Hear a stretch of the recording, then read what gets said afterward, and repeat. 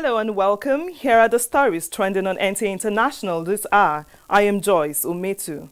We begin on the foreign scene. President Muhammadu Buhari has joined 4 other ECOWAS leaders in Bamako, Republic of Mali, on a one-day peace mission following the political crisis rocking the West African nation. President Buhari and the ECOWAS leaders agreed to meet in Bamako for further consultations towards finding a political solution to the crisis in the country. The ECOWAS leaders are scheduled to meet separately with the Malian leader, President Ibrahim Keita, as well as Imam Mahmoud Dicko and the M5 Strategic Committee in furtherance of the mediation efforts. A communique is expected at the end of the crucial meeting aimed at achieving sustainable peace, democracy and development in the Republic. Still on the foreign scene, a 203-member group, one of China's 8th batch of peacekeeping troops to Mali, departed from Shenyang, northeast China, Wednesday to perform a one-year unmandated mission in the West African nation. This batch of peacekeeping troops came from a combined brigade and an engineering and chemical response brigade of the 79th Army Corps of the People's Liberation Army. They are divided into 3 detachments of guards, sappers and medical care. Back in Nigeria, the Supreme Council for Islamic Affairs has declared Friday, the 31st July 2020 as the 10th day of Zulhijjah, 1441 after Hijrah, and the day of Eid al-Kabir festival. A statement by the council says the Sultan of Sokoto and the President of the Council, Mohammed Sahad III, felicitates with Nigerian Muslims and wishes them Allah's guidance and blessings. The council advises Muslim communities throughout the country to observe Eid prayers at Jumat mosques to help curb the spread of COVID-19 pandemic. Now, an update on COVID-19. The Nigeria Center for Disease Control, NCDC, has announced 543 new cases of COVID-19 in the country. The cases were recorded in 15 states, including the FCT. This brings the total number of confirmed cases to 38,344. 15,815 discharged with 813 deaths. The remains of Nigeria's first female combat helicopter pilot, Tolulope Arotile, has been laid to rest today at the National Military Cemetery in Abuja. Late flying officer Tolulope Arotile passed away on the 16th of July as a result of head injuries in an auto accident. Thank you for watching. I am Joyce Umetu.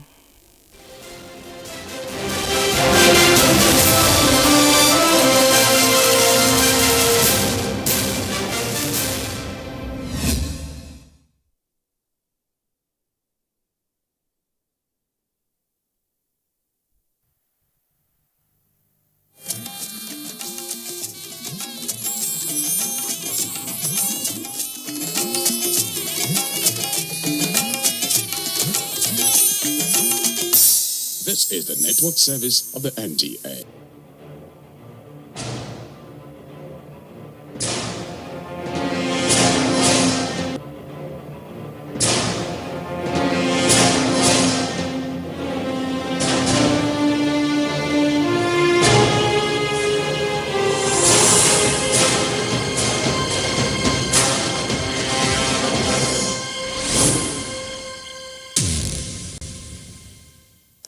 Welcome to this edition of Platform. I am Muhammad Kudu Abubakar. Towards realizing the objective of Nigeria's economic and recovery growth plan, the federal government on the 5th of June 2020 inaugurated the Steering Committee for the Nigeria Digital Identity for Development Ecosystem Project. The Steering Committee's chairman and secretary to the government of the Federation, Boss Mustafa, noted that digital identification is central and critical. He stated that the strategic roadmap approved by the Federal Executive Council, FEC, in September 2018 is a culmination of the enormous collective efforts and contributions of several institutions and stakeholders that began in 2015 when the Buhari administration took a decision to forge a credible and cost-effective pathway identification management. The Project Steering Committee was therefore established as the highest body composed of ministers, the governor of the Central Bank of Nigeria, Director General NOAA, and civil society organizations as members. The Secretary to the Government of the Federation is chairman. The Minister of Finance, Budget and National Planning, Zainab Ahmed, is the alternate chairman and member, while the Director General, National Identity Management Commission, Engineer Aliyu Abubakar Aziz, who is our guest on this edition of Platform, is the steering committee's secretary. Why the project steering committee? What are its mandates? And how is the committee fast-tracking its work for the digital national identity ecosystem? What are the strategies for increasing the enrollment of the entire eligible population, which entails increasing the database by 187 million within the next 3 to 5 years? Our guest, Aliyu Abubakar Aziz, has more than 30 years of post-qualification experience in engineering and information technology in both private and public sectors. He holds a bachelor's of engineering in civil engineering and master in science in structural engineering with specialty in computer-aided design from the Ahmadu Bello University Zaria. He was appointed Director General NIMSI in November 2015 and reappointed for second term November 2019. Mr. Aziz became Secretary, Steering Committee for the Nigeria Digital Identity for Development of the Ecosystem Project at its inauguration on the 5th of June 2020. Engineer Aliyu Abubakar Aziz, Director General, National Identity Management Commission, welcome to Platform. Thank you very much. If I remember, you were on this program exactly 19th of September 2019. Then we were exerting the mandates and objectives of NIMSI. But yes, today it is a whole new ball game. We're looking at the entire Nigeria's digital identity ecosystem. But very warmly, and thank you for coming again, Mr. Aziz. But before we start, let me introduce our panelist, Ruth Agwele. Thank you very much. please meet. Mr. Aziz, like I said, welcome once again. Let's look at the immediate long-term objectives of this project and the mandates of the steering committee. Well, thank you very much, and I'm pleased to be here again.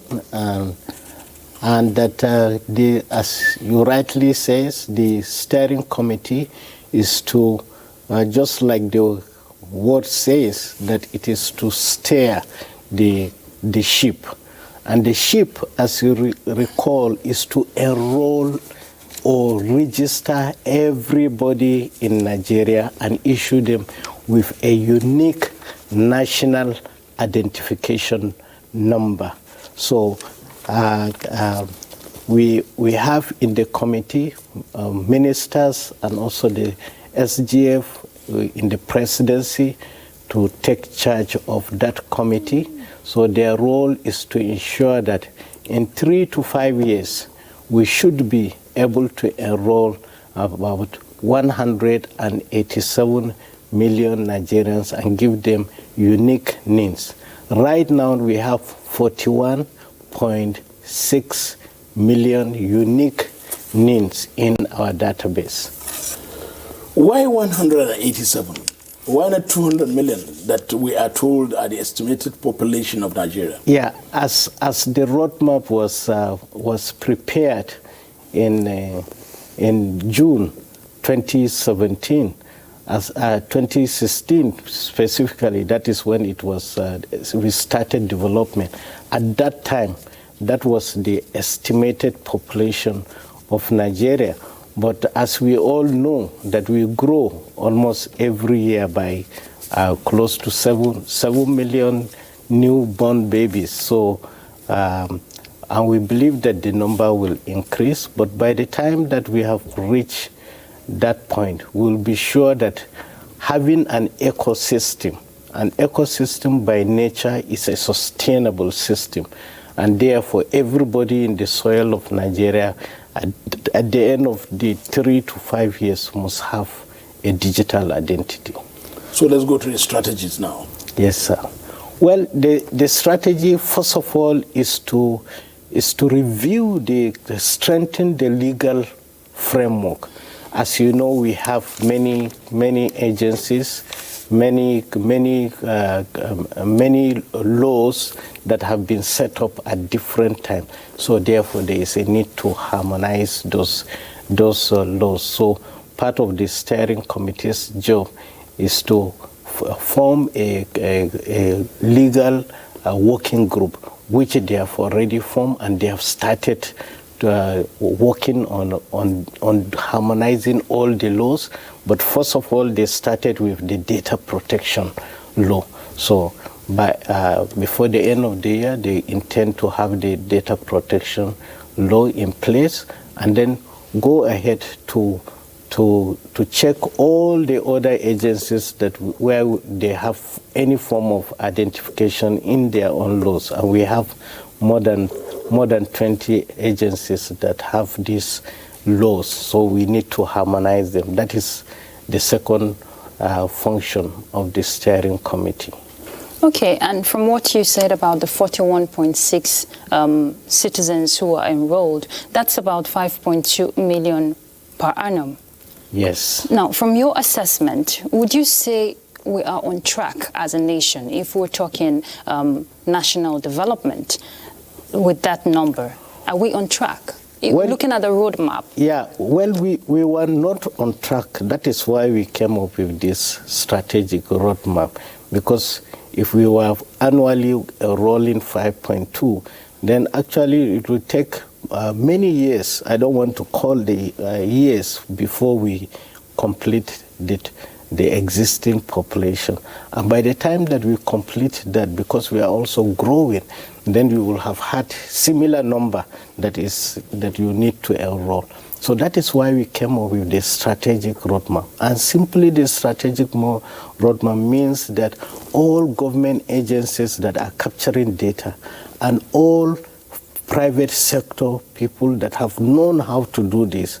Remember in early year 2000, when we didn't have the technology, we got a European company that came to do everything by just one company. But now we have already known how to do this. So we have many people that can do that. So with the right funding, which the strategic roadmap is providing, then all government agencies will capture data, and also private sector will capture data. And then by right now, we are growing, as we said, 5.2 averagely. We expect that number to be monthly average by the second year. So we will start maybe by 3 million every month. By the second year, we'll be ramming up by 5 million every month. But if you must achieve that, sorry Yes. to interrupt there, if you must achieve that, there must be joint effort and coordinated approach between state governments, stakeholders, from what you're saying. And part of these people are members of the steering committee. So what will be their role in achieving this? Well, that is why you have, because this is a program that also the development partners are involved. And based on their years of experience, they knew that the civil society is very close to the grassroots people. The private sector is much more efficient than government. Therefore, in the steering committee, you also have the civil society members represented, and also you have the private sector. Then you have all the top government officials that are in need of data. You know that early when we met, we were doing this jam. And you can see that Nigerians also wait until the last day, then they come and jump the whole system, which we couldn't handle. And immediately that has been suspended. Then the US government gave directives that stopping certain categories of our visa entry. Then there's a presidential committee that is working on that, which identity is also part of it. Then COVID also came, and we knew that distributing palliatives also requires accountability, that who that is giving this. So if everybody has NIN, then all you need to do is to give your NIN, and then you will be given palliatives, and whoever that is responsible will list the NIN of the people that have been given the palliatives. Then you have that. So that is why everybody is involved. Okay. I think what Ruth was trying to ask, let me rephrase it. Okay, now. okay. How do you begin to act to make sure the entire members of the steering committee work in tandem with each other, and how is responsibility delineated so that there will be a systematic approach to the entire work? Well, as you know, that this is a presidential directive, and all of those members at the top, they are part of the presidential team, and therefore things like to do with the legal regulatory framework is being headed by the Attorney General, who is also the Minister of Justice, to carry out that activities. Things that are related to like information technology and telecommunication, we have the Honorable Minister of Communications and the Digital Economy, that is also a member who will pull those like the telecommunications sector into the program. Then you have the Minister of Education. We have mentioned that education is one of the big chunks, that majority of our children are in the education sector. If you check the population figures, you will see that more than 50% is 24 years and below, and most of those people are in the education sector. And then if you think of linkages with the health sector, the Minister of Health is there, and he has already made a lot of contribution to do with standardization of the naming system, so that from the hospitals you'll be, if you have a new baby, the new baby will be registered and will be given the NIN at birth. Have you started that? No, it's part of this program to commence that, but it hasn't started yet. So that is why you have all these members as part of the steering committee to make sure that this happens. What will the CSOs be doing? Because I can see the CISLAC Chief Executive, Rafsanjani, and two others. Abba. Yeah, Dr. Joe Abba. Like I mentioned, that because this is a development partners program, and they really believe, and it is like part of their own culture, that those civil society are closer to the grassroots people. So with them understanding this program, then there will be greater buy-in of the grassroots people, rather than thinking that it is another government program, and we don't want this particular program to be taken in that light. The Minister of Humanitarian Affairs is... Yes, she's there because... because the IDPs, the refugees, and people that have come to us to ask for help, all these people are part and parcel of the society. And NIN is not discriminatory. It doesn't even ask who, it's just to provide the answer, who are you? You understand, based on your own biometrics and also your demographic information. So that is why they are all. But before now, the financial sector, you have the central bank governor. Yes, the central bank governor. What role is he playing there? Yes, you know, when you talk of collection of funds, no, or facilitation of funding, or what? No, when you talk of private sector in Nigeria, the first thing that will come to your mind is the banks.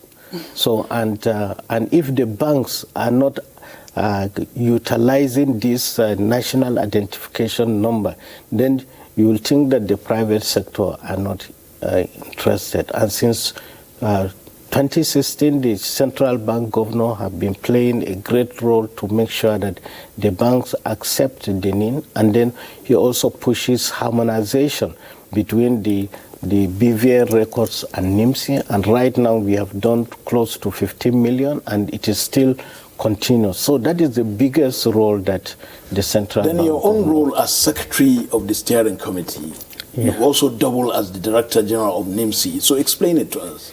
Yes, because the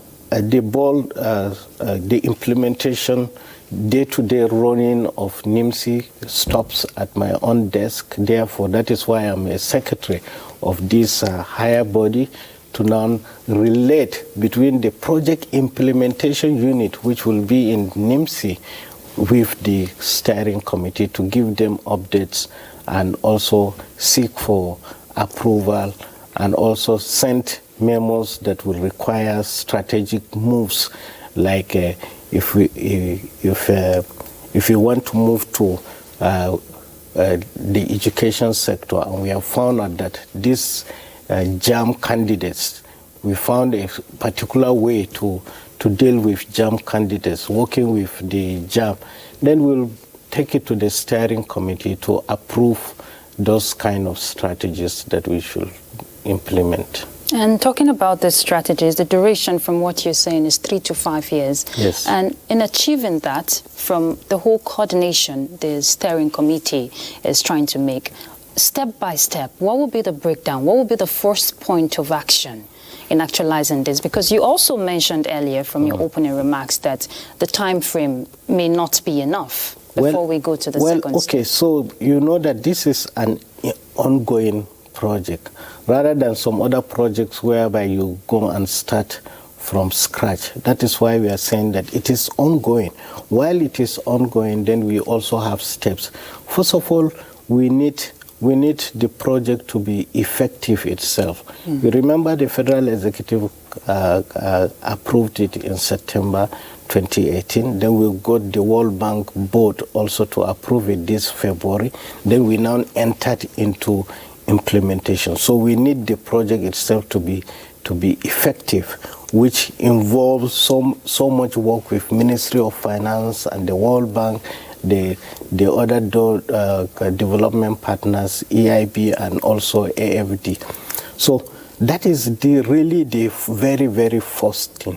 Then we will also develop an implementation business model and also strategic plan that we will get to that. While we are also reviewing the laws, from all the conflicting laws from other agencies. Then we have also advertised and gotten some of the private sector that will also participate. Then we come up with all the guidelines, and then give them the guidelines. Then they will get the equipment that we need to do. We will do certification, and also liaise with other stakeholders, like say specialists in areas of the IT equipments that we can use, so that they can help to certify those items. Then we will commence, and it is like a funnel. Those companies will come in, and as they finish this criteria, and then they will go on to the field and start capturing. Then we will monitor, and also that is where the civil society will also come in, and then they will be monitoring which areas are the vendors concentrating only in the cities. Then we'll say, okay, then we'll give maybe some more incentives for them to go to those local areas. But usually an experience from how it happened in some other places. Initially, first 2-3 months, they will concentrate in the towns. Then when they finish the people, then they have to go to the other areas, because it is a performance-driven system. So from what you have said, where are we now? Well, we are at the beginning. We are trying to get the project effective, and then so that we will commence the disbursement. We also, we have to also work at the back end, scale the back end. We already have the machines and that is running and everything, but they need to scale up.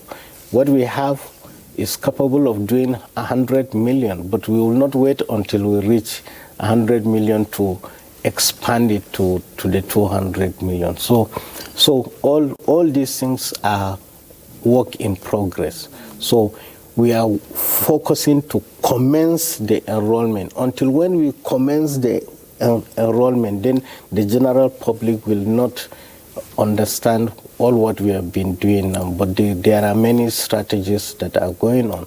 When you say commence the enrollment, is it on hold for now? No. Okay. Okay, well, when I said commence the enrollment for the ecosystem. Okay. But there is enrollment that is ongoing now, but even now too, because of the COVID, we have not been enrolling, but we have written to the Presidential Task Force to give us approval. Again, the World Bank also came to our aid to buy us face masks, some PPEs? All the PPEs that are required for us to do the work. From your explanation, it appears to me the enrollment would be a large-scale one. Yes. So where is the National Population Commission? Because if the whole thing is you are trying to capture people and put them in a database, it appears it's also a responsibility that the National Population Commission has.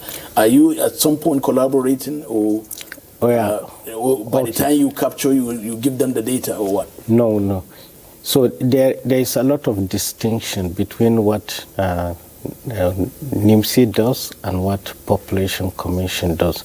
There are overlaps, but in this spirit of the harmonization, we have agreed that in this program, Population Commission is responsible for enrolling the children at birth, and then they will also give them the birth certificate.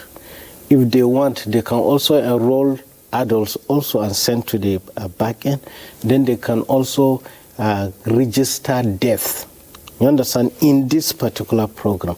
So this is part of their everyday work to do with the continuous registration of vitals, and then they send the data registration to you. And statistics. Yes, we will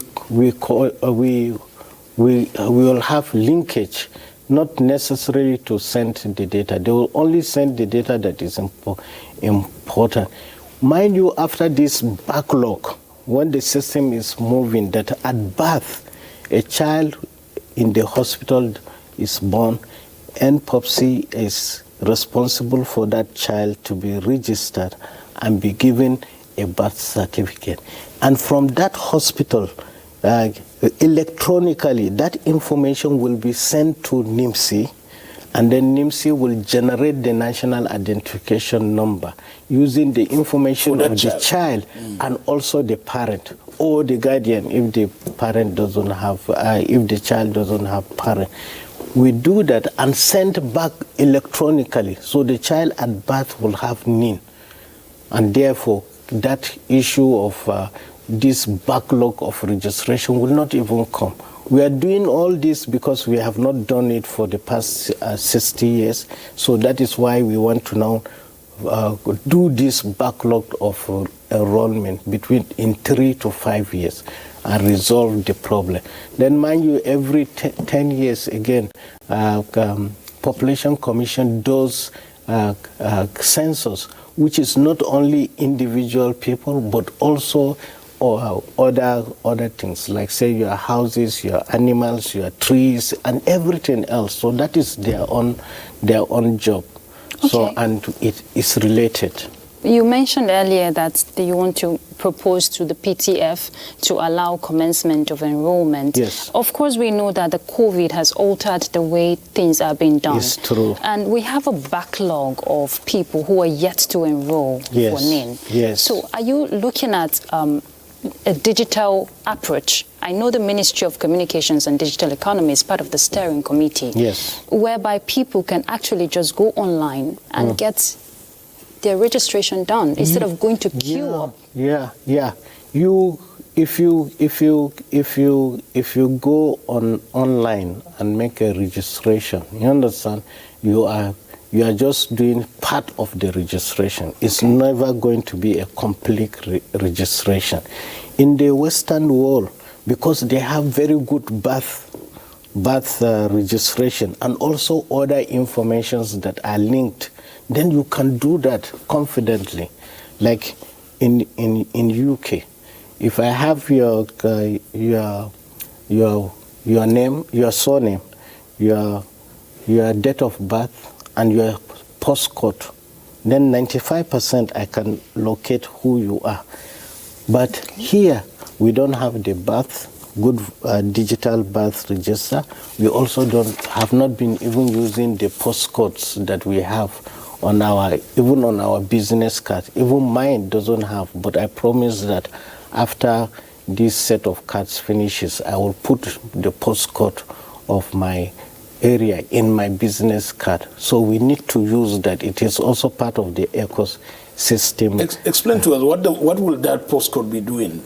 Well, the postcode is part of the address. It says where you live. And in any community, people know the people that live in that community.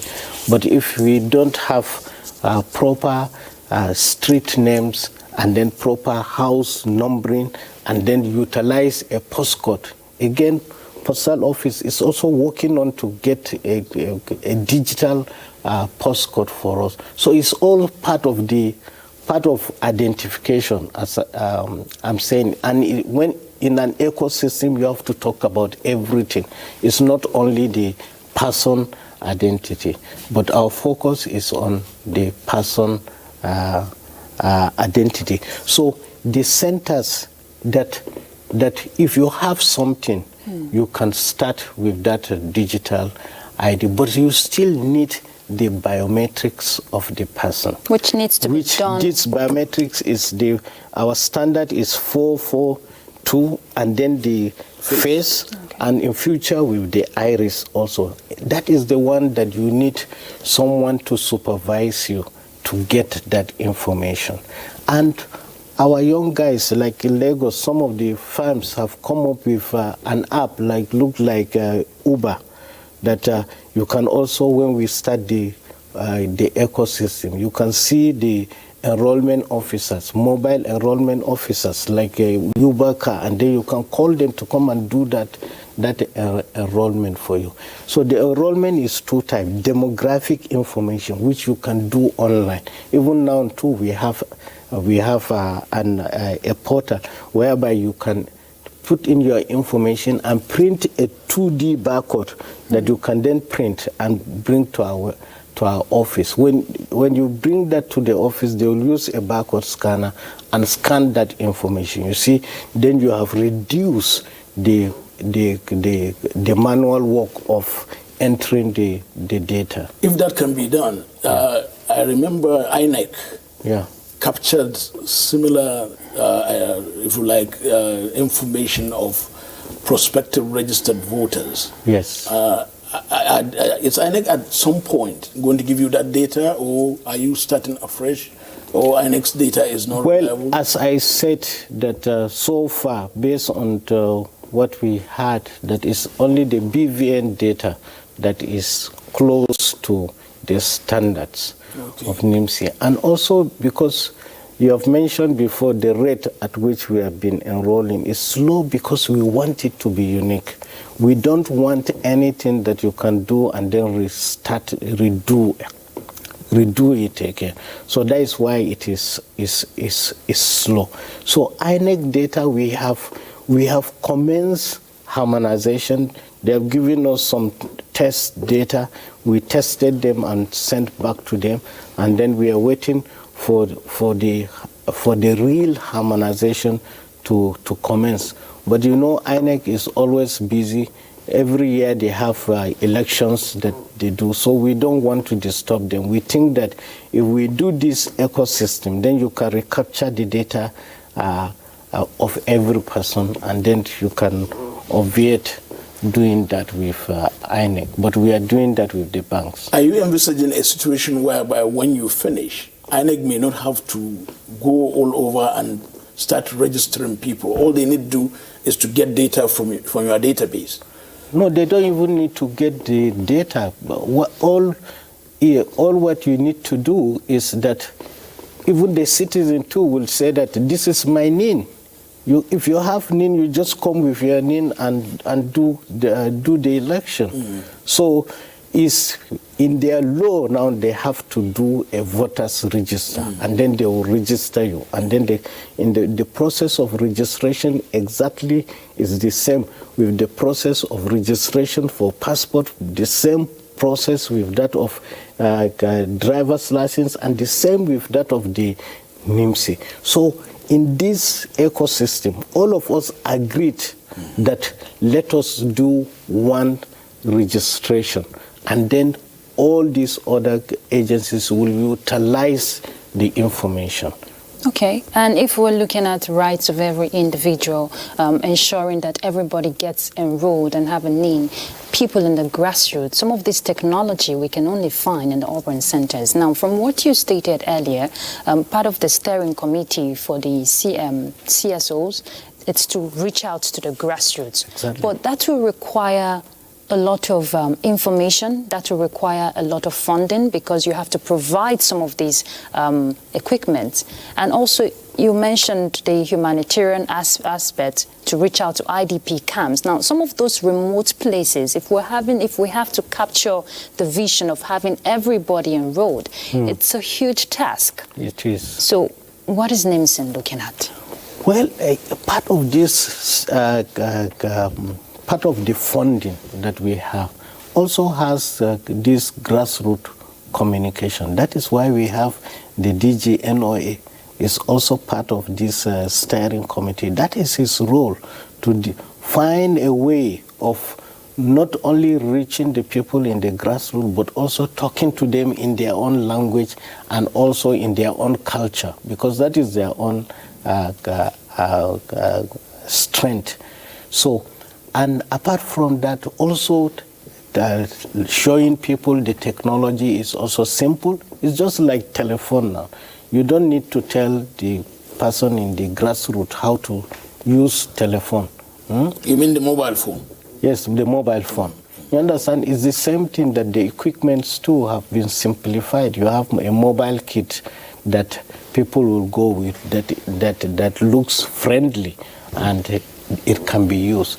Then there is also communication, that telecommunication. There are areas that where this telecommunication is difficult. Again, Minister of Communication and Digital Economy is there to make sure that all the nooks and crannies, if there is no broadband or no fiber, then there should be the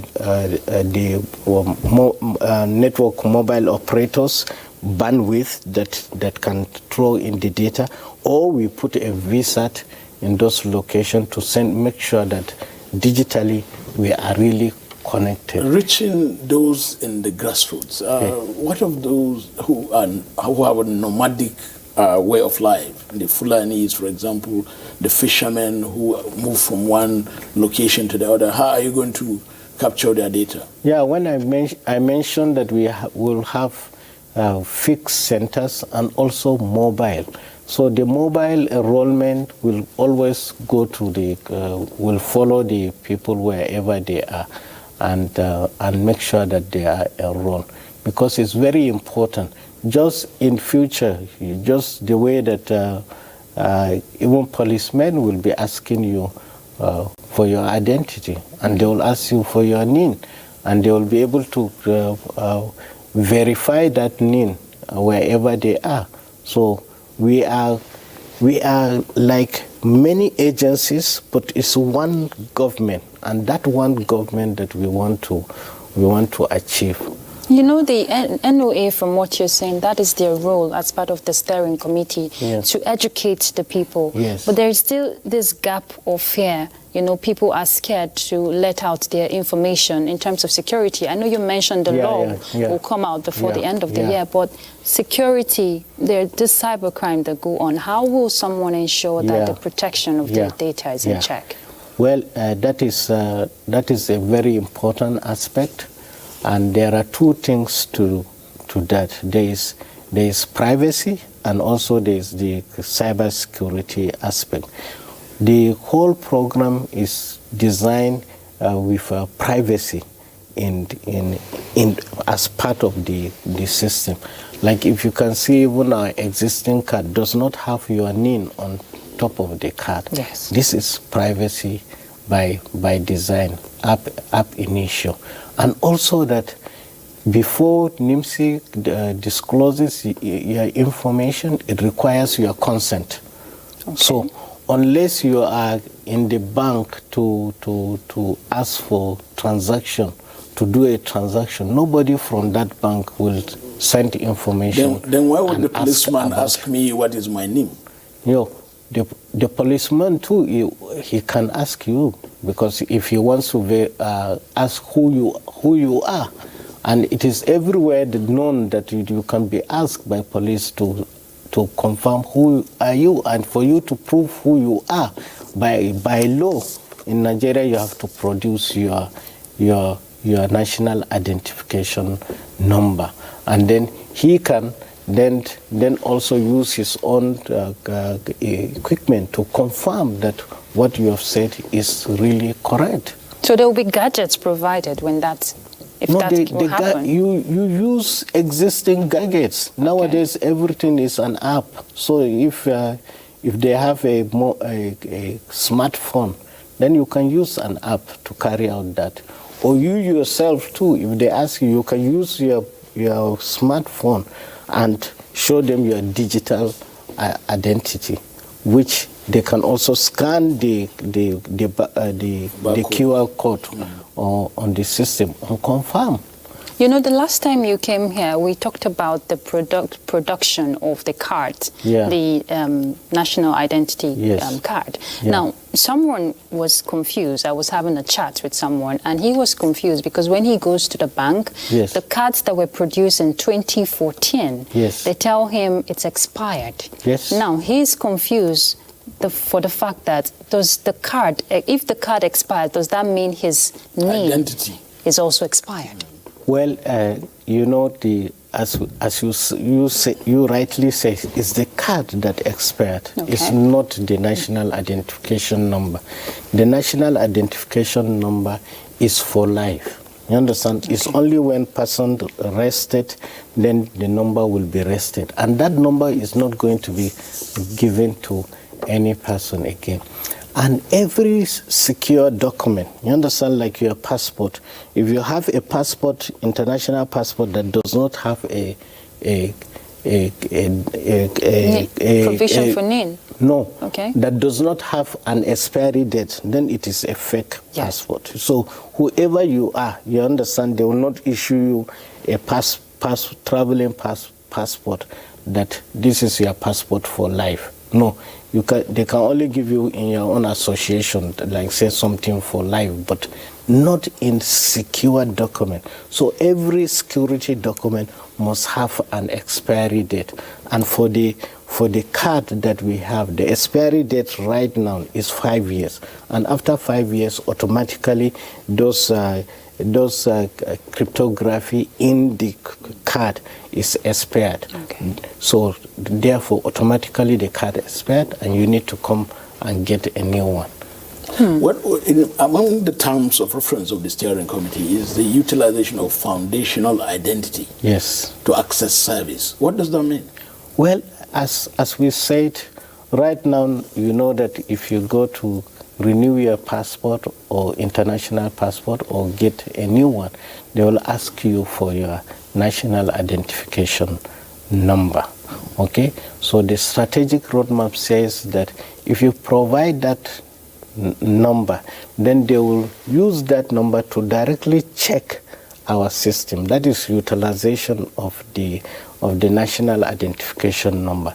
So if your information in our system conflict with the one that they have, they will ask you to go and update this information. If you don't have NIN at all, then this strategic roadmap says that then they should capture your minimal data and send to NIMC to generate that NIN, and they continue with their job. So that is exactly what ecosystem is all about. Now, there is a correlation certainly between the identity ecosystem with the COVID-19 protocols and the need for services that we have, and also the need to access data that you just explained. But there's this conspiracy theory about that is going on, even especially during this COVID. People are talking about the need. There is this conspiracy to generate computer chips and then put them into individuals, things like that, and then that way every individual becomes a robot and all that. How is this allay the fears of Nigerians to say that this your identity project is not that, or it is, or its relation? No, well, far from it. What is exactly the situation? It has no relationship whatsoever. You see, this registration process is that to capture your biometrics and then your demographic information and issue you a digital identity and everywhere. So it is only Nigeria that even does not have a registration of all its own citizens. So that is what we want to correct. But when it comes to the health sector, this privacy that we talked about is much more in the health sector. So if you are going to issue a health card, it has to be for that sector. And if you have that information in that sector, it's only your doctor that will have access to your own information. Even your doctor too, until when you come to him, that you are there sitting face to face with him. Otherwise, if you have done anything else, then that will turn to be criminal. But it's good for people to have vision, you understand, of future things that are likely to happen, but also because we are also human beings, we can always create safeguards to this. So part of this project also is the cyber security, okay? This has been reviewed, and then we are going to upgrade it and continuously work with other agencies that are working on this cyber security, because security is a moving target. You understand? It has to happen. But you need to secure your people, you need to know them and then secure them. And then make sure that there is a data protection law. And that is why that we currently we have regulations from NIDA, and they are very stringent regulations of utilization of the data. Like the data for NIMC, you have to be there or with your own consent before someone else checks your data. You have to give the consent. And the system will be built in such a way that you can query the system and find out who have used my own data. So there's no room for double? There's no room for those aspects. So there are regulations that will take care of all this. So there is no likelihood of, at some point, this data you're capturing going into a world system that will now make every individual to be identifiable, his location, what he does, what he is doing, what he's eating, things like that? Because these are the conspiracy theories flying around. No, not at all. Not in this current system that we have. You don't even have the bandwidth. You understand? People that are doing those things are talking of 5G. Do you have 5G in your system? You were complaining earlier that when you are in the in the DG's office that the network is not good. Is that the kind of system that you use to do this? These are good to do films and things like that, and for human beings to think out of the box, but they are not really realities. Okay. But certainly this will entail a lot of funds. So as we round off, tell us, or because you did mention that there's collaboration with the World Bank. Yeah. What quantum of funds are coming from the World Bank, for example, or from the federal government side? Yeah, the total that is coming from the development partners is 430 million USD, which US dollars. US dollars. So that is what we intend over a period of 3 years or 5 years, or over the entire project? Over the period of 3 years. That is what we're going to spend on this project. And how much have you accessed so far? None, zero. When will you start? Because it's not yet effective. As I mentioned, that we need to put certain things in place, and we believe that before our plan was by June this year we will start, but COVID interrupted everything.